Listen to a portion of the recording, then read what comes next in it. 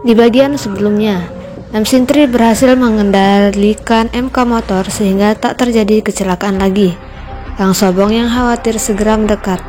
Namun, ia terkejut ketika melihat bagian belakang tubuh Nam Sintri yang berisi kabel dan besi. Nam Sintri pun menghindar. Tetapi Kang Sobong yang sudah terlanjur melihat pun kaget dan ketakutan.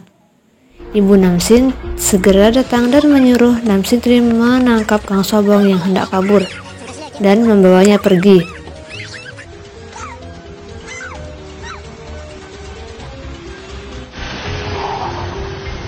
Sedangkan di perusahaan, wartawan langsung melempar berbagai pertanyaan kepada ketua mengenai insiden MK motor tersebut. Kang Sobong berusaha kabur, namun tak bisa. Nam Sintri pun memperkenalkan dirinya.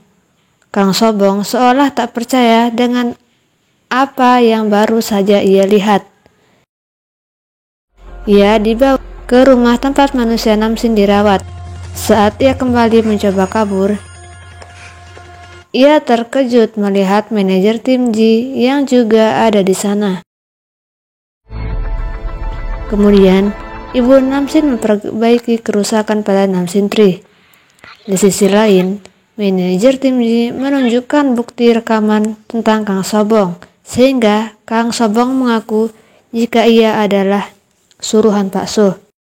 Namun, manajer tidak memarahinya, melainkan meminta Kang Sobong untuk bekerja sama dan tak memberitahu Pak So tentang apa yang terjadi. 뭐라고요? 돈이 필요하면 얼마든지 줄게요. 본부장님 정체 들키지 않도록.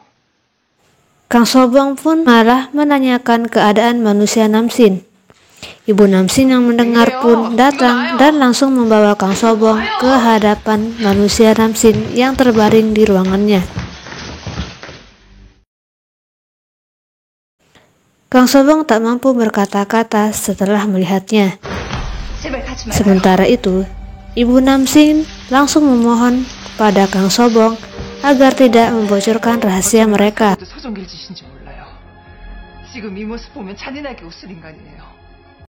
Manajer tim Ji juga ikut memohon. Kang Sobong pun berencana menemui Pak So. Manajer tim Ji yang khawatir terus memohon agar Kang Sobong mau membantu, dan pada akhirnya Kang Sobong pun setuju.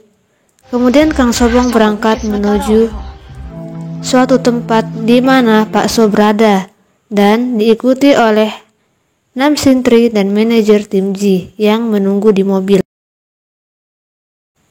Pak So pergi setelah Kang Sobong berbicara dengannya. Kemudian manajer tim Ji datang. Dan Kang Sobong pun menceritakan jika dirinya masih bekerja sama dengan Pak So untuk memata-matai Nam Sin. Manajer tim Ji pun merasa lega karena itu artinya Kang Sobong mau bekerja sama dengannya dan mengkhianati Pak So.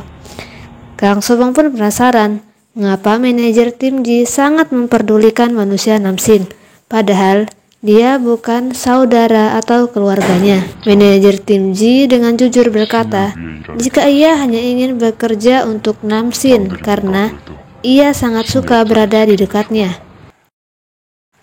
Di tempat lain, David berencana mengajak Ibu Nam Sin untuk kembali ke Ceko bersama kedua Nam Sin. Namun, Ibu Nam Sin menolak. Ia ingin tetap berada di Korea untuk melindungi posisi manusia Nam Sin di perusahaan. Malam hari, Kang Sobong sudah berada di kediaman Nam Sintri. Ia masih agak canggung terhadap Nam Sintri karena kejadian sebelumnya.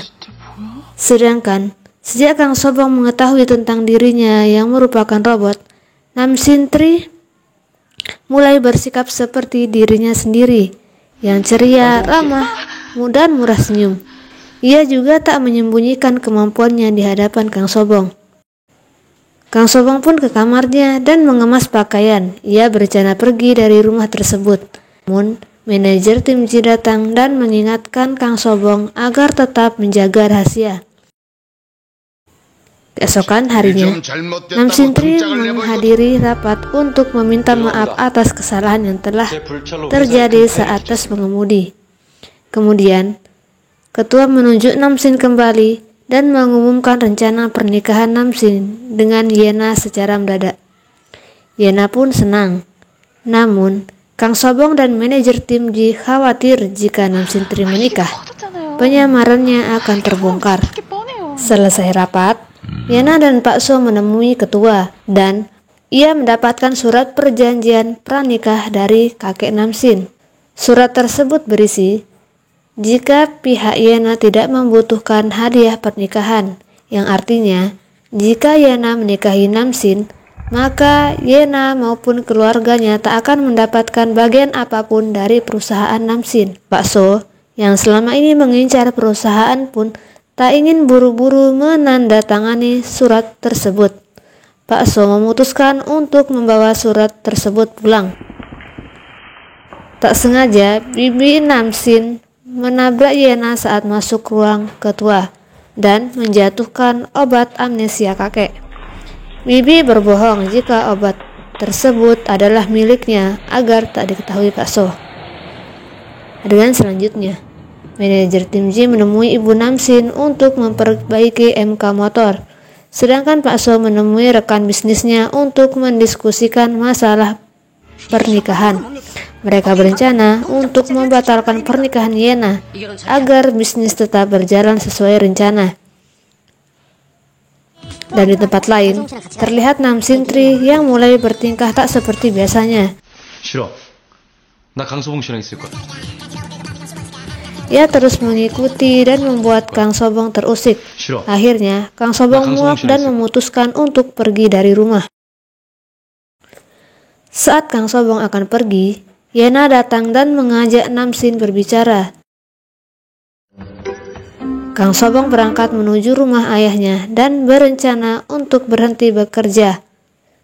Namun, saat sampai di lampu merah, ia bertemu dengan Namsin Tri. Kang Sobong kesal lalu melewatinya. Namun, Namsin Tri langsung menghalangi agar Kang Sobong tidak pergi. Kang Sobong tak peduli, ia malah melarang Namsin untuk mengikutinya. Namsin pun menuruti perintah Kang Sobong. Ia tak mengikuti, namun malah terus berdiri di tengah jalan. Karena khawatir, Kang Sobong pun kembali. Kemudian, Namsin Tri meminta bantuan Kang Sobong agar membuatnya normal seperti manusia dan tidak membuat orang terkejut. 강성홍 씨는 날 잘 알잖아요. 잘 아니까 더 잘 도와줄 수 있잖아요. 다른 사람들이 강성홍 씨처럼 놀라지 않게 도와주세요. Karena Namsin Tri pernah menolong, maka Kang Sobong pun setuju menolongnya.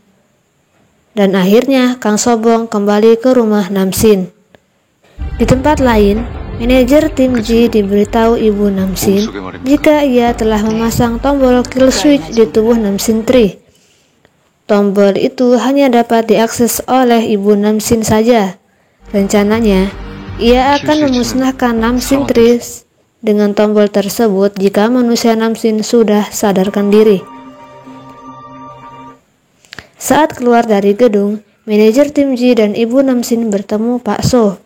Pak So pun langsung memberitahu jika anaknya dan Namsin akan menikah. Namun, Pak So sedang mencari cara agar pernikahan tersebut tak pernah terjadi. Kang Sobong sudah kembali ke rumah Namsin. Ia pun mulai menerima keberadaan Namsin Tri. Sedangkan di kediaman Ibu Namsin, Ibu Namsin kesal terhadap manajer tim J karena tidak memberitahu jika Namsin Tri akan dinikahkan dengan anak musuhnya. Ibu Namsin juga berencana untuk membatalkan pernikahan tersebut agar penyamaran Namsin Tri tidak terbongkar.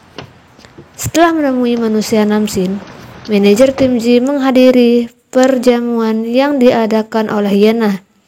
Namsin Tri juga hadir di sana. Setelah semua berkumpul, Yena mengeluarkan kertas perjanjian pranikah tersebut. Yena yang sangat mencintai Namsin pun setuju untuk menandatangani surat perjanjian tersebut. Namun, ayah Yena menolak. 결혼해요. 예나야, Sedangkan kakek Namsin terlihat sangat senang dengan keputusan Yana. Berbeda halnya dengan Namsin Tri. Ia menunggu aba-aba dari manajer tim Ji. 무조건 Ketika manajer mengirim kode penolakan, 이성을 거절하는 법. Namsin Tri segera mengakses data cara menolak seseorang. Setelah menemukannya, Namsin Tri menatap ke arah pintu dan segera menghampiri Kang Sobong lalu menciumnya.